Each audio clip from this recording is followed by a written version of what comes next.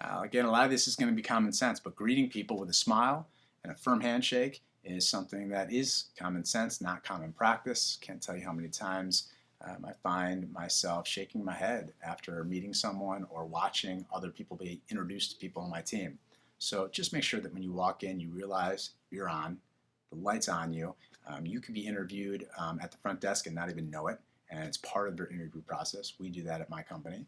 And I think the things that you can really focus on to kind of keep it simple is to keep a smile on your face, a genuine smile that you're happy to be there and that you're excited that this could be your next job. And make sure that when you shake people's hands, that you give them a good handshake.